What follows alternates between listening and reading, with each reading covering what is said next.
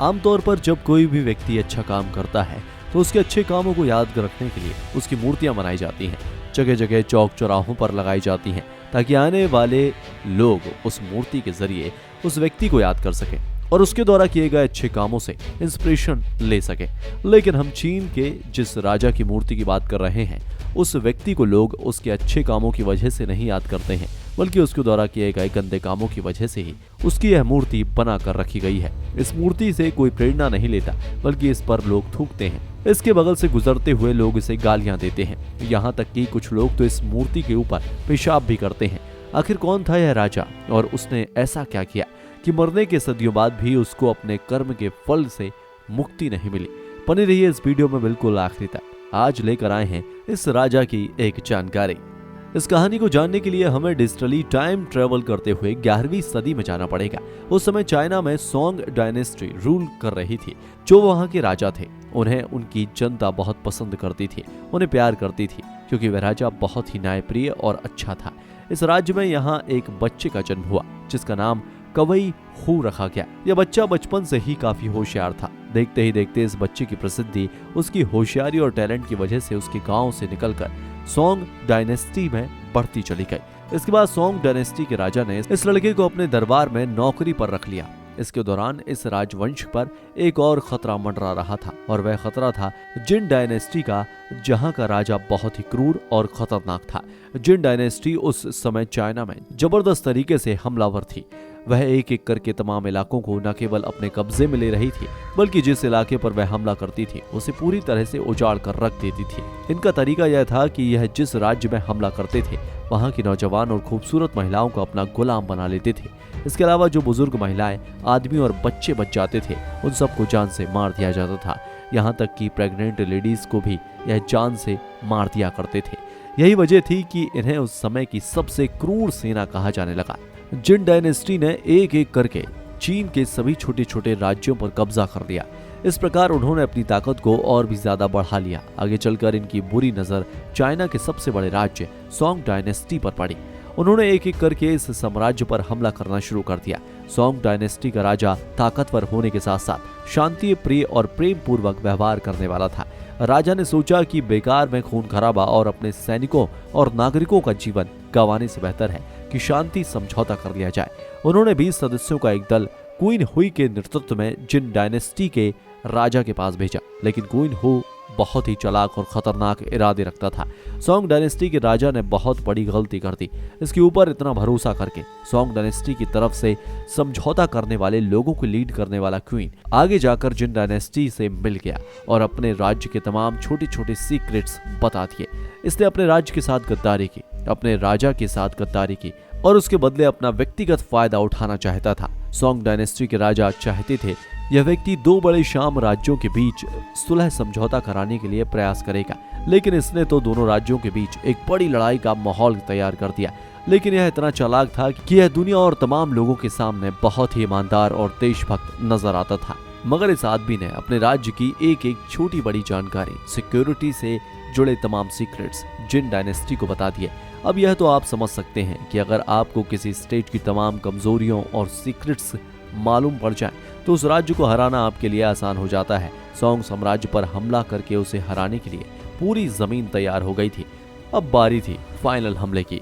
जिन dynasty ने song साम्राज्य पर हमला कर दिया और उस साम्राज्य को बड़ी ही आसानी से जीत लिया। इसके बाद जिन डायनेस्टी का जो क्रूर चेहरा लोगों ने देखा, उसे कोई नहीं भूल पाया। जिन लोगों ने सोंग डायनेस्टी के साम्राज्य को न केवल पूरी तरह से तहस नहस किया, बल्कि यहाँ के नौजवान महिलाओं को अपना गुलाम बना लिया।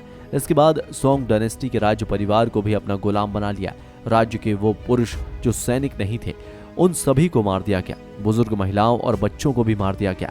उन्होंने राज्य के तमाम खजाने लूट लिए, लोगों के घर जला दिए। इतना ही नहीं, गद्दार क्वीन और उसकी बीबी को भी इन लोगों ने हिरासत में ले लिया। सोंग डायनेस्टी का एक राजकुमार किसी दूसरे राज्य में गया हुआ था, जिसकी वजह से वह अकेला जिंदा बच गया। जब ये राजकुमार अपने राज्य में वापस आया तो अपने राज्य का यह हाल देखकर उसे बहुत ही दुख हुआ। उसने अपने राज्यपाट और साम्राज्य को दोबारा हासिल करने के लिए एक मजबूत संकल्प किया। लोगों को इकट्ठा करने लगा। जिन डायनेस्टी ने आम लोगों पर जो अत्याचार किए थे, उसकी वजह से उसके मन में जिन के राजा के खिलाफ बहुत गुस्सा था। और ये गुस्सा इस राजकुमार के काफी काम आया। बहुत जल्दी लोग राजकुमार के साथ आते चले गए। कुछ लोग तो उस राजकुमार के इतने ज्यादा फॉलोअर हो गए थे कि उसके एक इशारे पर अपनी जान देने को तैयार थे। बहुत जल्द उस राजकुमार ने अपनी एक बड़ी सल्तनत खड़ी कर दी, क्योंकि उस समय चाइना में 80% से ज्यादा लोग चिन डायनेस्टी के अत्याचारों से परेशान थे और वह लोग इसके खिलाफ खड़े हुए। फाइनली लड़ाई का वक्त भी आ गया। देखते देखते राजकुमार की एक बड़ी सेना तैयार हो गई और जिन डायनेस्टी के खिलाफ एक बड़ी लड़ाई शुरू हो गई। इसी लड़ाई के दौरान चाइना का एक और योद्धा दुनिया के सामने आया, जिसका नाम यूफी था। यूफी एक बहुत ही ताकतवर योद्धा था। इसके बचपन की कहानी भी जिन डायनेस्टी के अत्याचारों से शुरू होती है। जब यूफी छोटा सा था तब उसके गांव पर जिन डायनेस्टी ने हमला कर दिया और इस हमले में किसी तरीके से यह बच गया था। तब से उसके मन में जिन डायनेस्टी के खिलाफ बदले की आग सुलग रही थी और यही वजह थी कि इसने अपने आप को बहुत ज्यादा ताकतवर बना लिया। लोगों का इस योद्धा पर बहुत ज्यादा भरोसा हो गया। उनको यकीन था कि इसकी लीडरशिप में एक बार फिर सोंग सल्तनत अपने चीन पर अपना राज्य कायम कर लेगी। जो छोटे छोटे राज्य में जिन डायनेस्टी ने हथिया लिए थे, यह उसे दोबारा जीत लेंगे। लेकिन अभी यह सफर पूरा नहीं हुआ। यूफी अपनी काबिलियत की बदौलत लोगों के बीच पॉपुलर होता चला गया। लोगों का भरोसा बढ़ता चला गया। यूफी भी अपने राजा के प्रति बहुत ज्यादा वफादार था। लेकिन एक बार फिर इस बनती हुई कहानी में पुराने विलेन की एंट्री हो गई। क्वीन और उसकी पत्नी एक बार फिर सोंग डायनेस्टी के राजा के पास पहुंचते हैं। वहां जाकर क्वीन राजा को बताता है कि वह बहुत ही मुश्किल से किसी तरह अपनी जान बचाकर अपने राजा के पास पहुंचा है। यहाँ सोंग डायनेस्टी के राजा की बुद्धि पर तरस आता है कि धीरे धीरे ही सही, पर उसने एक बार फिर क्वीन और उसकी बातों पर भरोसा करना शुरू कर दिया। उस पर ध्यान देना शुरू कर दिया कि अब क्वीन के लिए रास्ता उतना आसान नहीं था, क्योंकि दरबार के कई वजीर अब उसके खिलाफ हो गए थे। ये लोग अच्छी तरह से समझ गए थे कि कहीं न कहीं राज्य के साथ गद्दारी करने वाला यही आदमी है। लेकिन सोंग डायनेस्टी के राजा ने एक बार फिर उसे अपना सबसे खास वजीर बना लिया। क्वीन ने इस स्टेट के सबसे बड़े योद्धा के खिलाफ राजा के कान भरना शुरू कर दिए।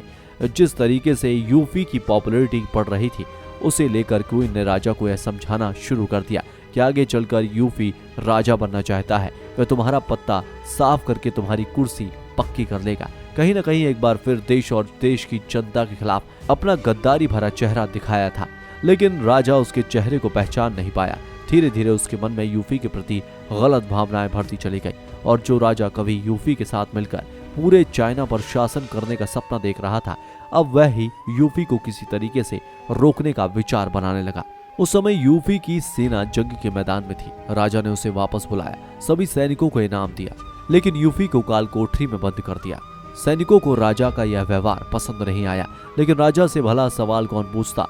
राजा ने यूफी को टॉर्चर करने का आदेश दिया, तो सैनिकों ने यूफी को टॉर्चर करने का दिखावा तो किया, लेकिन हकीकत में वह यूफी को कोई नुकसान नहीं पहुंचाते थे। यह बात राजा और क्वीन को पता चली तो उन्होंने अपनी चाल बदल दी।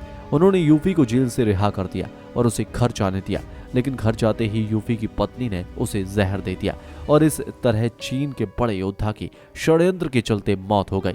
इस घटना के बाद बहुत सारे लोग राजा से नाराज हो गए और राजा के बहुत सारे सैनिकों ने लड़ाई में उसका साथ देने से मना कर दिया। इस कमजोर परिस्थितियों में जिन डायनेस्टी ने एक बार फिर सोंग डायनेस्टी पर हमला किया और उसे एक बार फिर पूरी तरह से तहस नहस कर दिया। क्वीन और जिन के बीच जो समझौता हुआ था, उसके मुताबिक क्वीन को अब राजा से भी ऊंचा पद दिया गया था। समय समय पर राजा तो बदल जाते थे, लेकिन क्वीन अपने पद पर बना रहता था और वह अपनी मर्जी से पूरे राज्य को चलाता था।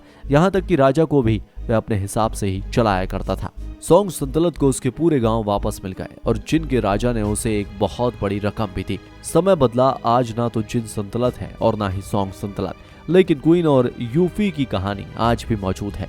चीन में जहां कहीं भी यूफी के मंदिर बने हुए हैं, उसके बाहर क्वीन और यूफी की पत्नी की मूर्तियां लगी हुई हैं। चीन के लोग आज भी इन दोनों से नफरत करते हैं, इनकी मूर्तियों पर अपना गुस्सा उतारते हैं।